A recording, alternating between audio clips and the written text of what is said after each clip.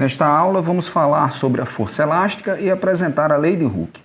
Você já pensou em como funcionam os colchões de mola ou a suspensão de um veículo? Então, quando você se deita, as molas comprimem-se, suportando o seu peso e proporcionando aquela sensação de conforto. Da mesma forma, quando você dirige um carro, a suspensão, que também utiliza molas, absorve os impactos da estrada, garantindo uma viagem mais suave. No decorrer do nosso curso, vamos descobrir como esses sistemas utilizam a força elástica para proporcionar conforto e segurança. E o primeiro passo é compreender o que é a força elástica e como calcular sua intensidade. Agora vamos para o laboratório para ver como a força elástica funciona na prática. Imagine que temos uma mola presa a um suporte com um comprimento inicial L0, sem sustentar nenhuma carga além do seu próprio peso. Neste experimento, ao adicionar um peso de 10 newtons, a mola se estica, sofrendo uma deformação de 5 centímetros quando o sistema atinge o equilíbrio.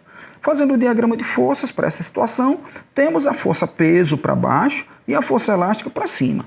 Então, olha só, lembra, quando o sistema está em equilíbrio, pessoal, a força resultante é zero. Logo, estas duas forças apresentam a mesma direção, sentidos opostos e o mesmo módulo, de tal forma que a soma destas duas forças dá zero. Por quê? Porque o sistema está em equilíbrio. Em seguida, refazemos o experimento com peso de 20 newtons e agora a gente observa uma deformação de 10 centímetros. Já temos aqui uma indicação, dobramos o peso e a deformação da mola também dobrou. Podemos fazer esse tipo de experimento comprimindo a mola, conforme ilustrado. Observe aqui também que quanto maior o peso que a mola suporta, maior a deformação da mola. Aqui do lado direito da tela, mostramos o diagrama de forças do corpo na última situação, tá? Com a mola suportando um peso de 4 newtons. O que queremos descobrir agora é como a força que aplicamos para esticar ou comprimir a mola está relacionada à deformação que ela sofre. Para isso, anotamos em uma tabela a deformação de uma mola em função da força elástica exercida para sustentar um peso em equilíbrio e passamos esses dados para um gráfico, tá? Do módulo da força elástica em função da deformação. E agora vamos marcar um a um os pontos no gráfico a partir da tabela. O que vamos observar neste gráfico, pessoal, é que a relação entre o módulo da força e o módulo da deformação é linear, uma função do primeiro grau que passa aqui pela origem. Ou seja, o módulo da força aplicada pela mola é diretamente proporcional ao módulo da deformação da mola. Podemos transformar essa relação de proporcionalidade em uma igualdade acrescentando uma constante de proporcionalidade. Essa constante é dada pela letra K e representa a constante elástica da mola. A constante elástica no Sistema Internacional de Unidades, que a gente representa aqui por SI, é dada em newton por metro e representa a rigidez da mola, ou seja, a constante elástica me diz quão difícil é esticar ou comprimir uma determinada mola. Neste exemplo, duas molas diferentes, ou seja, duas molas com diferentes constantes elásticas, sustentam corpos de mesmo peso. Porém, a mola 1 deforma apenas 5 centímetros para sustentar um corpo de peso 10 newtons, enquanto que a mola 2 precisa deformar 10 centímetros para sustentar um corpo também de 10 newtons. Então, por este motivo, sabemos que a mola 1 tem maior constante elástica que a mola 2, ou seja, a mola 1 apresenta maior rigidez que a mola 2. Bem, vamos aproveitar esse esquema que está mostrado na tela e calcular a constante elástica de cada mola. Então, a gente já sabe que o módulo da força elástica é igual à constante elástica vezes o módulo de x. Consequentemente, se eu quero calcular a constante elástica, eu vou dividir o módulo da força elástica pela deformação em módulo. Já já eu explico por que esse módulo, tá? Tá bem pertinho aqui. Então, quem é a constante elástica da mola 1? K1 vai ser 10 newtons, que é a força elástica que precisa ser aplicada no bloco para sustentar o bloco, dividido pela deformação da mola, que eu passei aqui para metro, tá? Então é 0,05 metros. Logo, a constante elástica da mola 1 é 200 newtons por metro.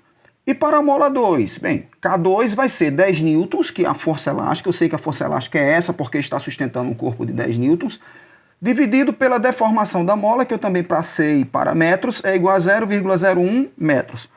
O resultado, K2 é igual a 100 newtons por metro. Então, Preste atenção que a constante elástica da mola 1 é maior do que a constante elástica da mola 2, o que está de acordo com o que a gente falou há pouco tempo, que a mola 1 tem maior rigidez do que a mola 2.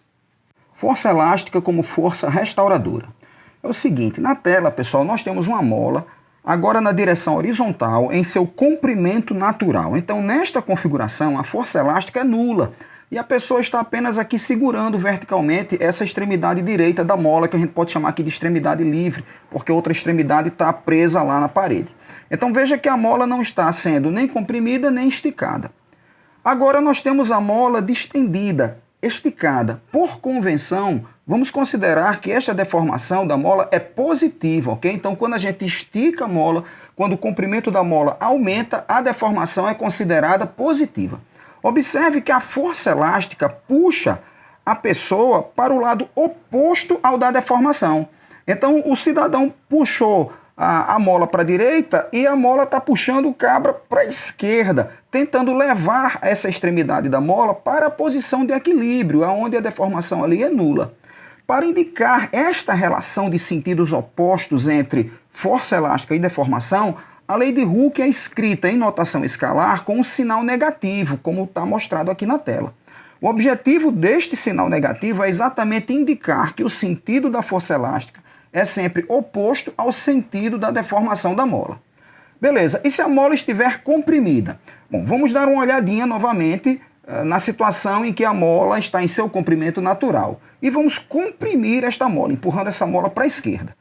Agora, com a mola comprimida, a deformação da mola é considerada negativa. Veja que a força elástica aponta para a direita, no sentido contrário ao da deformação.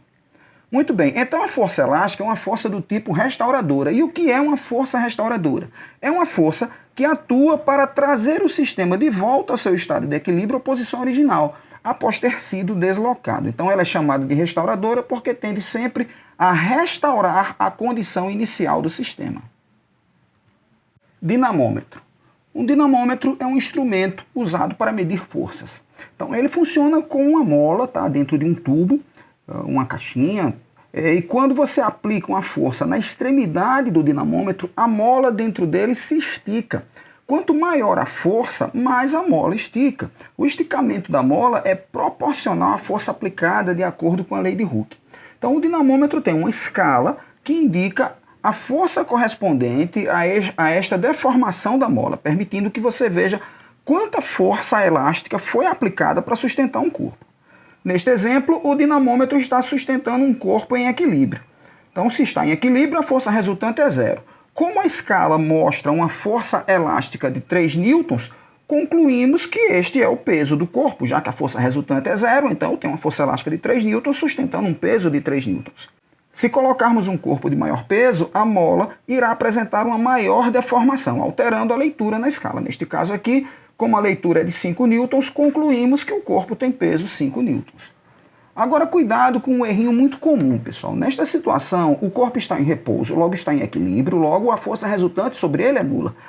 Aí o cabra pensa, se está em equilíbrio, a força elástica é de 0 newton, certo? Errou feio. Estando em equilíbrio, pessoal, a força elástica terá módulo igual ao peso do corpo.